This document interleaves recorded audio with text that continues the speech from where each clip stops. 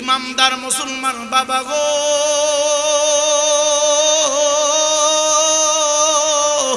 ও যুবক ভাই, নবীর শান আমি কেমনে বুঝাবো, নবীর গুরুত্ব কেমনে বুঝাবো? এক কথাই মনে রাখেন, নবীকে ভালোবাসার নাম হলো ঈমান, নবীকে মহব্বত করার নাম হলো ঈমান। আলা লা ঈমান লিমান লা মুহাব্বাত লা, যার ভিতরে নবীর মহব্বত নাই, বুঝতে হবে এই মানুষটার ঈমান নাই। লা ইউমিনু আহাদুকুম হাত্তা আকুনা আহাব্বা ইলাইহি মিন ওয়ালিদিহি ওয়া ওয়ালাদিহি ওয়ান নাসি আজমাইন। যতক্ষণ পর্যন্ত তুমি ইমানদার হইবা না, ততক্ষণ পর্যন্ত তুমি ইমানদার হইবা না, ততক্ষণ পর্যন্ত তুমি মুমিন হইবা না, ততক্ষণ পর্যন্ত তোমার আমলগুলো আল্লাহর দরবারে গ্রহণযোগ্য হবে না।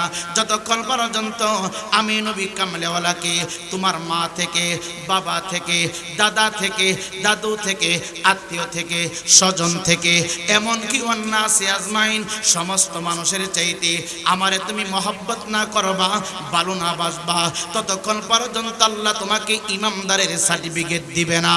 সাহাবায়ে কেরাম হাতের তালুতে তালুতে লইয়া রে যুবক, জিহ্বাটা বাহির করিয়া শুনতে জানি কেমন শোনা যাচ্ছে, আপনার কাছে জানি কেমন কেমন লাগতেছে, আপনার হয়তো বমি বমি ভাব হচ্ছে, আপনার হয়তো ঘৃণা লাগতেছে, কিন্তু সাহাবায়ে কেরাম রে, আমার নবীজির থুতু মুবারক হাতের তালুতে লইয়া জিহ্বা দিয়া চাইটা চাইটা মধুর মতো তারা ভিতরে ঢুকাইয়া দিত। চিৎকার দিয়া কি সুবহানাল্লাহ একটা বার বলা যাবে না? এ যুবক ভাই, এ যুবক ভাই, শুধু কি তাই? এই যে আমার হাতের ভিতরে পানির বোতল, এটার ভিতরে যদি আমার মাথা থেকে একটা চুল ছিঁড়ে ভিতরে ঢুকে যায়, এই পানিটার আপনি ইউজ করবেন না, পানিটা রেখে দিবেন। নতুন একটা পানির বোতল আপনাকে আনতে বলবো। খাবারের চা খাইছেন, চা কাপের ভিতরে যদি আমার একটা দাড়ি ছিঁড়ে ঢুকে যায়, চা থেকে আপনি বিরত হয়ে যাবেন। খাবার খাচ্ছেন ভিআইপি খাবার, খাবারের মধ্যে যদি আমি আমির হোসেন রায়পুরের একটা চুল ঢুকে যায়, এই খাবারটা আপনি রেখে দিবেন। কিন্তু রে বাবা, আমার নবীর পাগল, আমার নবীর আশেক সাহাবায়ে কেরাম, সাহাবীরা ডাক দেয়, কুমিল্লা শহরের কুচাইতুলির মানুষ রে,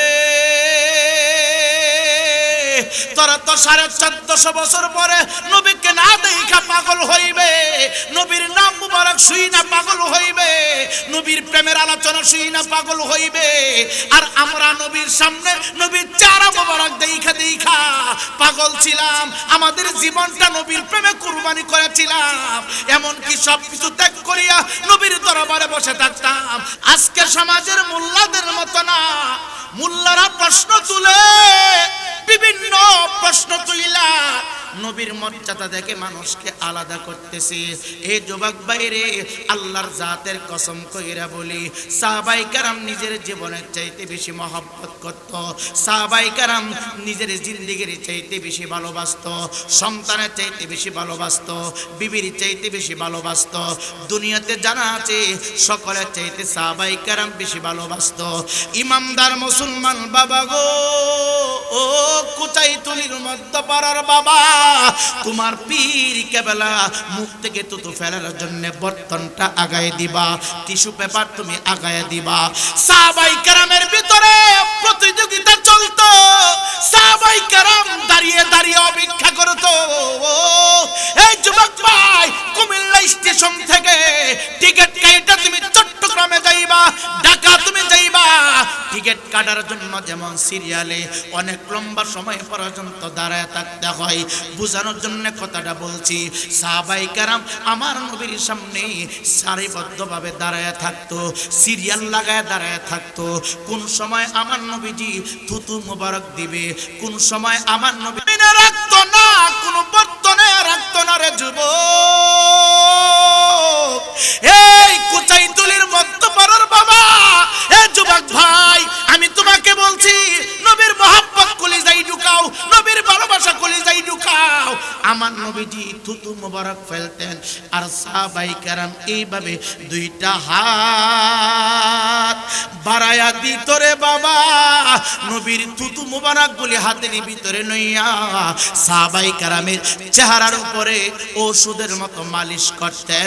চিৎকার দিয়ে বলেন না আল্লাহু আকবার। একটু আওয়াজ দিয়ে বলেন না ইয়া রাসূলুল্লাহ। এ যুবক, শুধু কি তাই?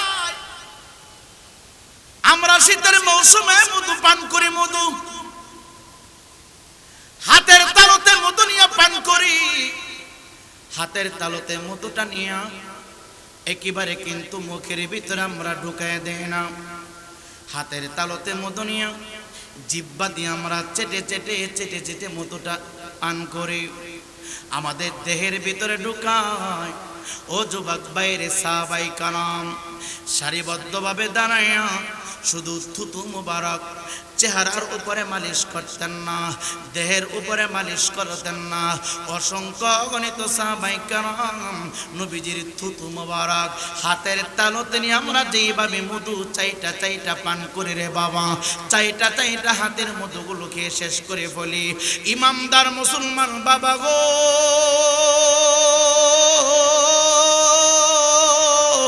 ও যুবক ভাই, নবীর শান আমি কেমনে বুঝাবো, নবীর গুরুত্ব কেমনে বুঝাবো?